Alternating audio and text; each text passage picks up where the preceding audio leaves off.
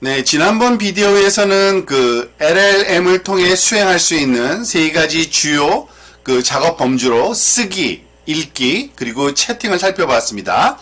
그러니까 거대한 언어 모델이 다음 단어를 반복적으로 예측하도록 훈련되었다는 점을 감안하면 이들이 단어를 생성하는데 상당히 능숙하다는 건 놀라운 일이 아닐 겁니다. 그리고 웹 사용자 인터페이스를 통해 많은 글쓰기 작업을 수행할 수 있다는 것이 이미 잘 알려져 있죠. 그래서 글쓰기, 읽기, 채팅 작업에 대해서 자세히 알아보는 이번 동영상에 많은 도움이 되기를 바랍니다. 자, 우선 글쓰기 작업을 광범위하게 할 때는 보통 프롬프트를 시작하고 비교적 짧은 프롬프트를 사용하여 훨씬 긴 텍스트를 작성하거나 생성합니다. 이제 몇 가지 글쓰기 응용 프로그램을 한번 살펴보도록 하겠습니다. 보통 사람들은 거대 언어 모델의 웹 인터페이스를 브레인스토밍 파트너로 자주 사용합니다.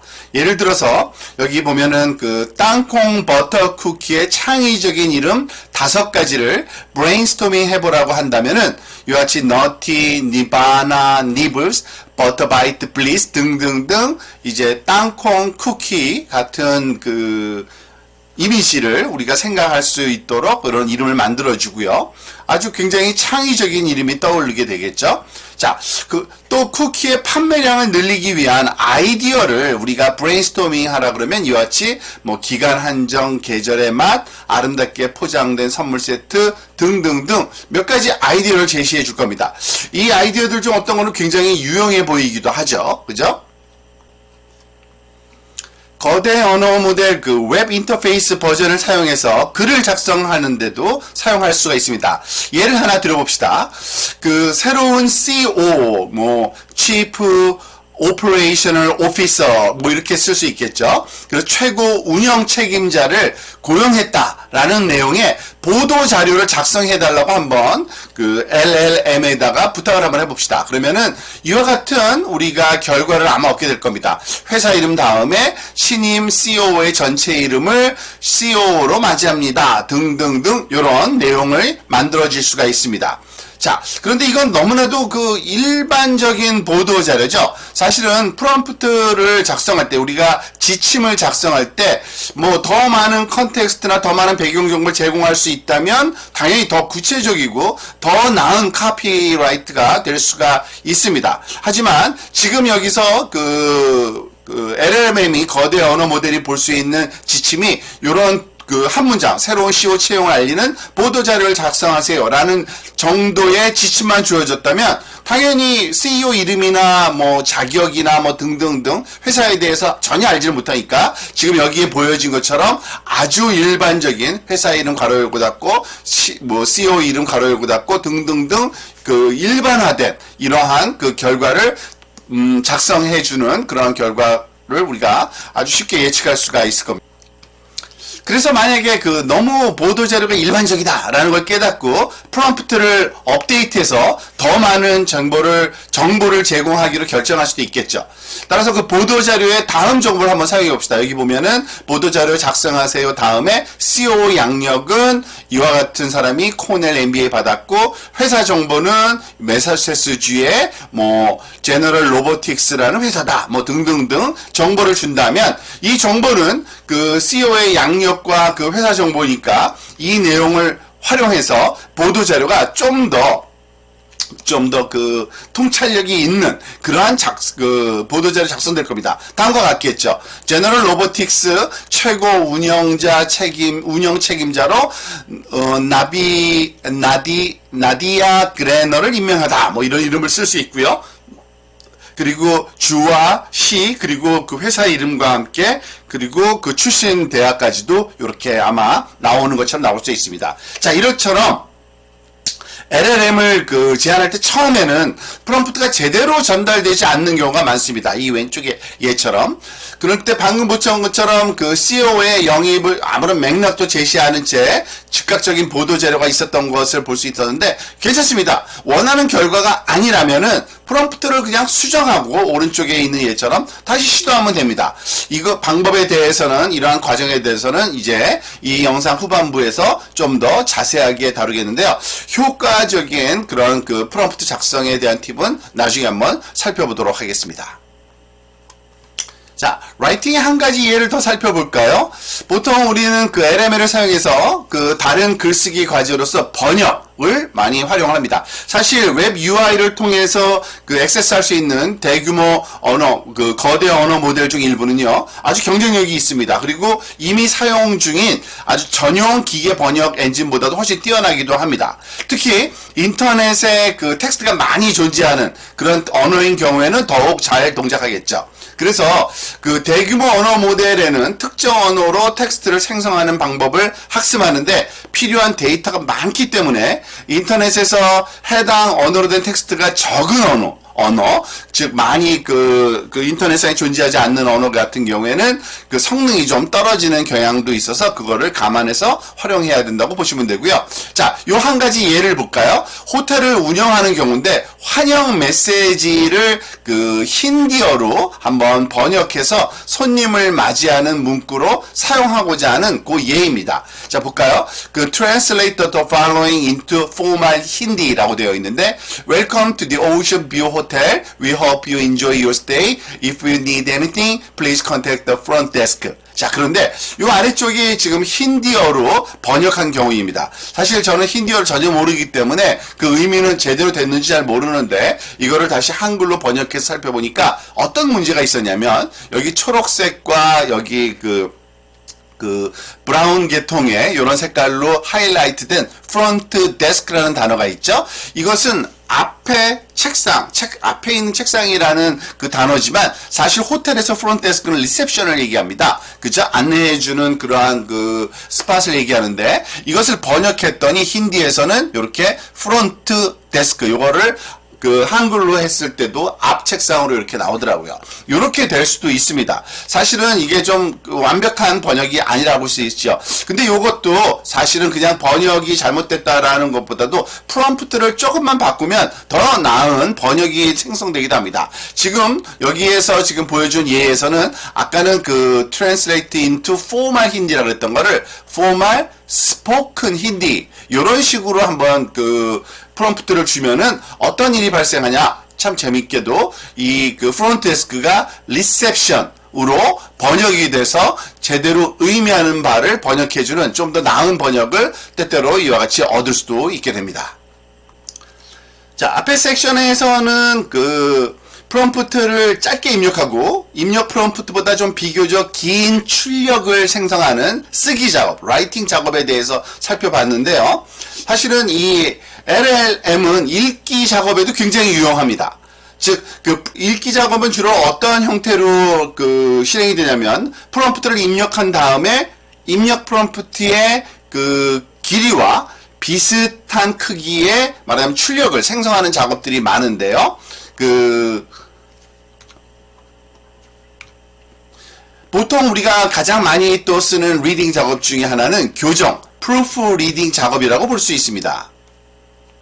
우리가 보통 글을 쓸 때는 그 철자, 문법 오류가 있는지 뭐 서너 번 꼼꼼히 읽어보는 경우가 많이 있긴 합니다. 그렇지만 아무리 꼼꼼히 읽었다고 생각하지만 사실은 그 거대 언어 모델에선 여전히 그 사용자들이 놓쳤던 오류를 찾아내는데 아주 뛰어납니다. 그래서 시도해 볼 수 있는 프롬프트의 예가 다음과 같습니다. 다음에 텍스트를 교정해 보세요. Rewrite it with corrections. 여기서 앞에서는 스펠링이나 그래머티컬도 문법적인 오류까지 좀 찾아내라는 얘기인데요. 이거는 어린이용 인형 판매 웹사이트를 위한 텍스트입니다. 여기 보면은요. Meet this adorable stuffed panda. 그리고 made from 그 super snuggle materials and easy to wash in the machine. This toy is the perfect friend for your little one. 자, 요런 문장에서 뭐 별로 이렇게 그 틀린 부분이 없어 보이는 문장이기는 합니다. 하지만 이것을 그 rewrite it with correction이라는 프롬프트를 줘서 LML에 넣게 되면은요, 이와 같은 결과를 줍니다. 지금 여기 보면은요, 이 snuggly라는 형용사가 아니라 snuggly라는 이러한 단어를 써야 된다고 그 스펠링 오류를 찾아주고요. 또 하나, to wash in the machine 대신에 적당한 그 표현이 있나 봅니다. machine washable. 보통 우리가 그 세탁기로 사용 가능한, 그 세탁이 가능한 거를 machine washable이라고 하는 그 구어로 쓰거든요. 구로. 그래서 이거를 고쳐주는 거를 볼 수 있죠. 자, 그래서 이와 같이 그 어색한 문장이 없고 오류가 전혀 없는, 문법적인 오류가 없는 문장을 원한다면 이와 같이 LML을 사용해서 교정하는데, proofreading 하는데 우리가 활용하는 것도 좋은 방법 중에 하나고요. 자, 그리고 또 거대 언어 모델에 자주 사용되는 그러한 그 활용 방법은 그 읽기 과제 중엔 그 긴 글을 요약하는 겁니다. 즉, 머티리얼의 저자, 동료 교수가 이와 같은 논문을 하나 써가지고서 이메일로 말하자면은 한번 읽어달라고 보낸 적이 있다고 합니다. 여기서는 지금 페이지 수가 한 5페이지 정도 되는 이런 가상적인 그림으로 되어 있는데, 어쨌든 이 글이 좋은 건 알지만 답장을 하기 전에 전체를 읽어봐야 되는데 그럴 시간이 없는 경우입니다. 그래서 이와 같이 프롬프트를 사용하면 좋다는 얘기입니다. 예를 들어서 다음 논문을 300단어 이하로 요약하세요. 한 다음에 이 논문의 텍스트를 다 집어넣는 겁니다. 물론 여기에 점점점 더 길겠죠. 요건 첫 번째 문장을 상징하는 거고요. 그랬더니 결과가 이렇게 나왔다는 겁니다. 이렇게 요약을 해서 몇 줄 안 되게 인간과 유사한 AI는 이점을 제공하지만 작업자의 힘을 위험에 빠뜨립니다. 등등등. 인간을 모방하는 것보다는 더 많은 가치를, 인간을 강화하는 게 가치를 창출할 수 있습니다. 등등등의 이런 내용이었던 겁니다. 즉, 튜링 트랩이라는 요 제목으로 쓴 요 아티클이 강조하는, 말하자면 이 아티클이 전하고자 하는 주된 메시지가 뭔지를 아주 짧은 글로 요약해서 바로 읽어보고 바로 답장도 할 수 있는 굉장히 긴 글을 받았지만 그런 용도로도 이게 활용이 가능하다라는 것을 우리가 알게 되겠습니다. 자, 그리고 이번에는 소프트웨어 응용 프로그램 버전 측면에서 한번 살펴보면요. 사실은 기업에서 가장 인기가 있는 그러한 응용 같은 경우에는 이러한 고객 서비스 콜, 말하자면은 리딩입니다. 무슨 말이냐면은 여러분이 고객 서비스 콜 센터의 매니저라고 생각해 보겠습니다. 오른쪽에 있는 이 매니저고요. 만약에 이 왼쪽에 있는 고객과 전화 통화하는 사람들, 상담원들이 여러 명이 있는데 이분들이 상담하는 내용들이 노트 테이킹을 하고 녹음할 수 있는 권한이 주어져 있다면 소위 녹화를 해가지고 내용들을 전달받을 수가 있겠죠. 하지만 텍스트가 너무 많을 겁니다. 그래서 콜센터에서 일어나고 있는 일들을 다 검토한다는 거는 너무나도 많은 텍스트를 읽을 수 있는 좀 힘든, 요러한 읽어야만 되는 그런 상황이라고 볼 수가 있겠죠. 자, 예를 들어서 상담원이 고객하고서 주고받은 텍스트 녹취록을 보면 이렇다고 볼 수 있는데요. 예를 들어 고객이 안녕하세요, 모니터가 켜지지 않습니다. 상담원이 안타깝네요, 어떤 모델입니까? 고객이 27인치 4K입니다. 모델 번호 알려주세요. 등등등 이런 얘기를 하고서 마지막에 어떤 결론까지도 내렸는데 이 통화에서 실제로 무슨 일이 일어났는지를 우리가 다 읽어봐야 되지만 이거를 거대 언어 모델에 말하자면은 기능을 활용하면 요 대화를 요약해서 짧게 생성해줘 하면은 어떤 일이 발생하느냐, 이와 같이 한 줄로 지금 MK40127KX가 고객 5402에 의해 파손된 것을 보고되었고 케이블 문제 식별됐고 교체품 발생했습니다 라고 이렇게 간단하게 말하자면 매니저가 보기 쉽고 무슨 일이 있었는지 알기 쉽게 요약이 가능하다고 보시면 되겠죠. 따라서 이렇게 다양한 텍스트 사본들을 가져다가 요약할 수 있는 소프트웨어 어플리케이션, 이 아이콘이 바로 소프트웨어 어플리케이션 아이콘인데 이거를 가지고 있다면 관리자는 이 모든 요약, 고객 번호와 그것에서 일어난 일의 요약본을 간단하게 살펴보고 어떤 문제나 알고 싶은 말하자면 내용들을 아주 쉽게 찾을 수가 있겠죠. 그래서 이와 같은 시스템은요, 대규모 언어 모델을 사용하는 소프트웨어 어플리케이션으로 구현이 아주 쉽게 될 수 있고요. 여러분이나 다른 사람이 이러한 대화를 한 번에 하나씩 복사해서 그 대규모 언어 모델 그 웹사이트에 붙여 넣는다는 것은 너무나도 힘든 작업이겠죠. 그래서 소프트웨어 어플리케이션 형태로 구현될 수 하는 게 바람직한 LML 기능 그 응용 분야라고도 우리가 생각할 수 있겠습니다. 고객 그 서비스 그 상호작용의 경우에는요, 고객 이메일 분석에도 LLM이 사용됩니다. 이전 비디오에서 한번 본 적이 있었을 텐데, 고객 이메일을 가져다가 불만인지 아닌지, 여기서는 뭐 좋다고 하니까 불만이 없는 경우인데요. 어쨌든 이 이메일을 라우팅할, 말하자면 전달해줄 부서를 결정하는 예를 살펴봤는데요. 이게 그 거대 언어 모델을 사용하는 또 다른 소프트웨어 어플리케이션의 한 말하자면 응용일 수가 있겠죠. 그래서 이 이메일을 라우팅하는, 그러니까 전달해줄 부서를 결정하는 부분에 초점을 맞춰서 이 어플리케이션을 어떻게 구축할 수 있는지 좀 자세하게 한번 살펴보도록 하겠습니다.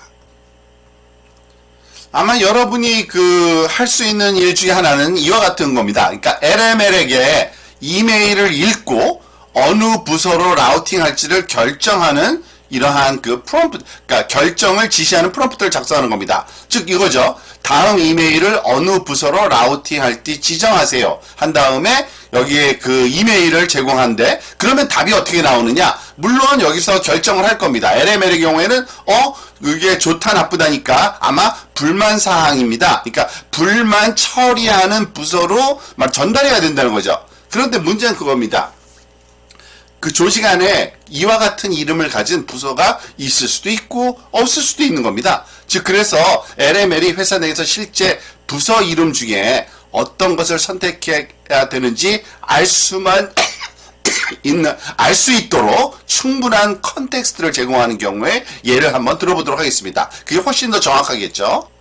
자, 이번에는 좀 다르게 프롬프트를 업데이트해야 되는데, 이메일을 읽고 가장 적절한 부서를 선택해서 다음 목록에서 부서만 선택하십시오. 이렇게 줄 수가 있습니다. 즉 적절한 부서를 선택하되 의류, 전자제품, 가전제품 목록에서 부서를 선택하세요 라는 추가적인 프롬프트를 주는 겁니다. 그리고서 이 불만사항을 써주면 여기서 해당하는 부서가 의류라는 거를 이제 정확하게 알 수가 있겠죠. 그래서 이렇게 처음에는 제대로 작동하지 않는 프롬프트를 작성해서 하다가 말하자면 존재하지 않는 불만 처리 부서로 라우팅하는 게 발견됐으니까 이걸 다시 고쳐서 업데이트하고 그런 문제가 해결되죠. 이런 어플리케이션 개발 방식이 아주 자연스러운 개발 방식이라고 보시면 되겠습니다. 자, 리딩에서 마지막으로 다루고 싶은 응용 분야 중에 하나는 평판 모니터링, 레퓨테이션 모니터링이라고 할 수 있는데요. LML을 사용해서 긴 시간 경과에 따른 비즈니스 또는 제품에 대한 긍정적이든 부정적이든 고객의 감정을 추적할 수 있는 대시보드를 아마 구축할 수 있을 겁니다. 예를 들어서 레스토랑을 운영하고 가끔씩 고객한테 오는 온라인 리뷰를 작성했을 때 그 이메일에 오는 리뷰를 긍정적인지 부정적인지 이런 자동으로 말하자면 결정할 수가 있습니다. 물론 이 경우에는 음식 훌륭했고 서버는 매우 친절했습니다라고 좀 긍정적인 감정이 나왔네요. 어쨌든 그런 다음에 소프트웨어를 통해서 하루에 긍정적인 리뷰 수, 즉 number of positive review per day 위쪽 부분이고요. 그래프 형태로 아래쪽에 부정적인 리뷰 수를 계산해서 이 날마다 추세를 이렇게 그래프로 한번 그리게 되면은 우리가 처음에는 긍정적인 게 많았지만 날짜가 지나면서 점점 부정적인 것이 많아지는 이러한 추세를 아주 쉽게 이해할 수 있고요. 그래서 주의를 기울여야 되는 문제가 언제쯤부터 발생했다라는 걸 알고 해결해야 될 사항이 있음을 레스토랑 주인이 이해를 하기 쉽도록 우리가 시스템을 만들 수 있겠죠. 자, 앞에서 응용으로 쓰기하고 읽기에 대해서 살펴봤습니다. 이번에는 채팅, 대화하는 이러한 응용에 대해서 한번 살펴보겠는데요. 챗GPT, 바드 또는 빙챗 이런 것들은 범용 채팅봇이라고 합니다. 일반적으로 모든 데고 쓸 수 있는 거죠. 그렇지만 그거 말고도 많은 회사들이 이 전문 채팅 응용 프로그램을 구축할 수 있는지 여부에 대해서 검토하고 있는 게 요즘의 추세라고 볼 수 있고요. 고객과 상호작용하거나 아니면 비슷한 성격의 아주 특정 유형의 대화만 필요한 이런 회사에 소속되어 있는 경우에는 당연히 전문 챗봇이 이러한 유형의 대화에 도움을 줄 수 있는지 고려해 볼 수 있는 경우라고 생각을 할 수 있겠죠. 자, 사실은 앞서서 한번 살펴본 적이 있죠. 치즈버거를 주문하는 좀 더 고객 서비스 챗봇 전문화된 서비스 중에 한 가지 예를 살펴보았는데요. 전문 챗봇의 또 다른 예가 아주 많이 있습니다. 자, 예를 들어서 여행 계획을 세우는데 특화된 도움을 주는 챗봇을 할 수 있겠죠. 예를 들어서 파리에서 저렴하게 휴가를 보낼 수 있는 방법이 뭡니까? 그러니까 굉장히 아주 디테일하게 정확한 그런 구체적인 정보와 함께 이러한 내용을 주는 그러한 전문 지식, 여행에 관한 전문 지식을 가진 채팅봇을 만들 수가 있고요. 요즘에는 이런 다양한 어드바이스 봇을 만드는 기업들이 있습니다. 또한 예를 들어서 커리어 코칭, 즉 또는 레시피 아이디어, 식사 요리에 대한 조리 방법에 대한 조언 줄 수 있는 이러한 것들이 있는데 정말 어떤 한 가지 사항에 대해서만 질문을 정말 잘하는 다양한 전문 봇을 개발하고 있고요. 이러한 봇 일부는 단순히 대화를 나누고 조언을 제공할 수 있다고 보시면 되고요. 이러한 봇 중에 일부는요, 또 회사 시스템의 나머지 부분과 인터페이스를 연결해서 예를 들어서 주문이 들어오면은 그 주문을 말하자면은 진짜 배송까지 시키는 이러한 조치도 취할 수 있는 그런 소프트웨어 어플리케이션으로 이렇게 만들어지고 있는 추세라고 이해하시면 되겠습니다. 이런 조치를 취할 수 있는 채팅봇의 또 다른 예로서는 IT 서비스 챗봇 같은 게 있죠. 많은 IT 부서에서 사실은 굉장히 많이 패스워드 재설정 요청을 받는 것으로 알려져 있습니다. 그래서 봇이 이 문제를 해결할 수 있다면 IT 부서의 워크로드를 일부분 덜어줄 수가 있을 겁니다. 그래서 이런 봇 같은 경우에는 문자 메시지를 통해서 어떤 코드 받았는지 다시 리턴하기 위해서 신원을 확인한 다음에 이런 패스워드를 이제 다시 한번 말하자면 고쳐주는데 다시 한번 확인하고 고쳐주는 이러한 작업을 할 수 있겠죠. 그래서 이런 봇 같은 거에는 권한이 당연히 있어야 됩니다. 누군가에게 문자 메시지를 보내는 것 같은 행동을 실제로 취해야 되니까요. 그래서 사실은 이와 같은 챗봇이 단순히 텍스트를 생성하는 데 그치지 않고 무엇인가에 대해서 무엇을 빌드해야 되는지 더 자세히 알아보는 건 나중에 내용에서도 살펴보겠는데요. 당연히 실제로 조치를 취할 수 있는 그러한 기능이 이 보트에 부여돼야지만 되겠죠. 자, 챗봇 사용을 모색하는 이러한 고객 서비스 기관이 굉장히 많기 때문에 사실은 다양한 기업에서 사용하고 있는 일반적인 디자인 포인트를 폭넓게 한번 살펴보도록 하려고 합니다. 지금 여기 보면은 슬라이드로 4개의 그림이 그려 있는데요. 이 슬라이드에서 사실은 그림으로는 마이크를 지금 헤드셋을 쓰고 있지만 여기서는 설명을 위해서는 음성이나 전화 기반 채팅이 아니라 그냥 텍스트 기반 채팅에 초점을 맞춰서 한번 설명을 좀 드리겠습니다. 즉 스펙트럼의 한쪽 끝에 왼쪽이죠. 여기 보면은 사람만 있는 고객 서비스 센터가 있을 거고요. 당연히 사람이 서비스 여기 상담원이 베타버거에 오신 걸 환영합니다. 말하자면 텍스트를 이제 쳐면은 그럼 치즈버거 배달로 받고 싶어요 라고 이렇게 문자가 오고 이걸 주문 처리를 해주는 이런 방식이겠죠. 근데 그 반대쪽에 오른쪽에 보면 챗봇 only라는 것이 있는데 이거는 소프트웨어만 있는 챗봇이 있는 경우입니다. 하지만 사람이 키보드로 이렇게 내용을 입력하거나 그런 챗봇만 입력하는 이 두 가지 개념 사이에 두 가지 공통적인 설계 포인트가 있습니다. 사실은 일반적인 그 디자인 포인트 중에 하나가 그러니까 챗봇이 사람을 지원하도록 하는 겁니다. 그러니까 챗봇은 사람에게 보낼 추천 메시지를 생성하지만 사실은 휴먼 서비스 에이전트가 메시지를 다시 열어서 괜찮아 보이면 승인하고 또는 메시지가 실제로 고객에게 다시 전송되기 전에 편집할 수도 있는 겁니다. 이런 유형의 디자인을 그 휴먼 인 더 루프 디자인이라고 합니다. 루프 안에 휴먼이 있고 보트는 그 사람을 말하자면 지원해주는 그 보트 서포트 휴먼 형태라고 보시면 되겠습니다. 자, 그래서 그 사람으로서 메시지가 그 사람이 실제로 고객에게 다시 전송되기까지 많은 작업이 필요하고 프로세스의 일부이기 때문에 휴먼 인 더 루프라고 얘기를 하고요. 이는 그 챗봇이 잘못된 말을 할 수 있는 위험을 줄일 수 있는 방법이라고 이해하시면 되겠습니다. 사실 그리고 실제로 고객에게 다시 전송되기 전에 사람이 이를 확인할 수 있기 때문에 좋습니다. 그리고 다음 동영상에서는 그 LML이 할 수 있는 일과 할 수 없는 일에 대해서 좀 살펴보겠는데요. LLM이 가끔 범할 수 있는 몇 가지 실수가 있기 때문에 그렇습니다. 그래서 이러한 그 휴먼 인 더 루프 같은 경우에는 이런 LML의 실수를 방지하는데 아주 도움이 되는 그런 디자인 포인트라고 할 수 있고요. 이런 자동화 스펙트럼을 조금 더 진행시키면은 요 다음 세 번째 요 슬라이드처럼 그 사람에게 메시지를 전달할 수 있는 봇이 그 존재할 수가 있습니다. 그러니까 봇이 직접 사람하고 그 통화를 하는데 쉬운 메시지는 그냥 바로 응답을 해버리는 겁니다. 하지만 그 봇이 확신이 쓰지 않는 그 처리할 준비가 되지 않은 경우에는 사람한테 이렇게 전달을 하는 거죠. 즉 refund request 같은 경우에 간단한 거니까 yes 이쪽으로 보내고 아니다 그러면 다른 종류의 request다 그러면은 사람한테에서 좀 더 그 사람이 그 내용을 파악할 수 있도록 만드는 거죠.